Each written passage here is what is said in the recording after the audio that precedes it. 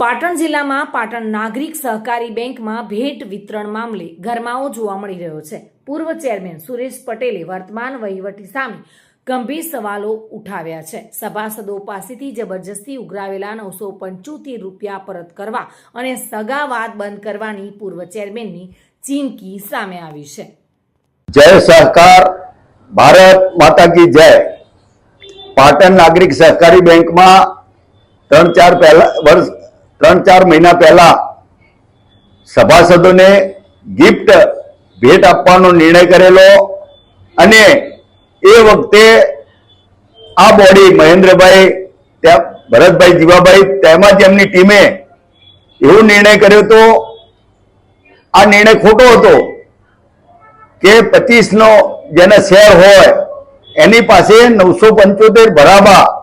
એનો એ વખતે પણ મેં વિરોધ કર્યો હતો કે ભાઈ એના વડીલોએ એમને એ 25 રૂપિયાનું જો સોનું લીધું હોત તો આજે 30,000 થયા હોત, તો આજે 975 શેના માટે ભરાવો છો? 975 ભરાવાની કોઈ જરૂર નથી, બેંકને કોઈ પૈસાની જરૂર નથી, છતાં એ લોકોએ 975 રૂપિયા બળજબરીથી હજારો લોકો પાસે ભરાવ્યા। બીજું, બધાના ફરજિયાત ખાતા ખોલાવ્યા 1,000 રૂપિયાનું, એ પણ ખોટું ભારણ। ઘરડા વૃદ્ધ માણસોને રૂબરૂ ભેટ લેવાની ઉપર લેવા માટે બેંકમાં બોલાવ્યા, ધક્કા ખવડાવ્યા અને આ રીતે હજારો લોકોના 975 અને 1,000 રૂપિયાનું ખાતું આ રીતે લાખો રૂપિયા બેંકમાં ભરાવ્યા અને બેંકમાં ધક્કા ધુક્કી કરીને ભેટ આપી।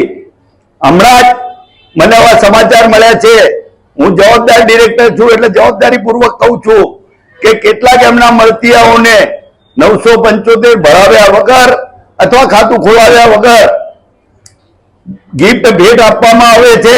આ ખોટું છે। જો ખરેખર તમારે બેંકને પૈસાની જરૂર જ નથી તો પછી આ લોકો પાસે 975 ભરાવ્યા કેમ? બધા જ લોકોને 975 તેની પાસે ભરાવ્યા હોય એ લોકોને પાછા આપી દો, એટલે આ નિર્ણય સાચો કહેવાય। દિગ્નેશ સુથાર સાથે bureau report, today Gujarati news.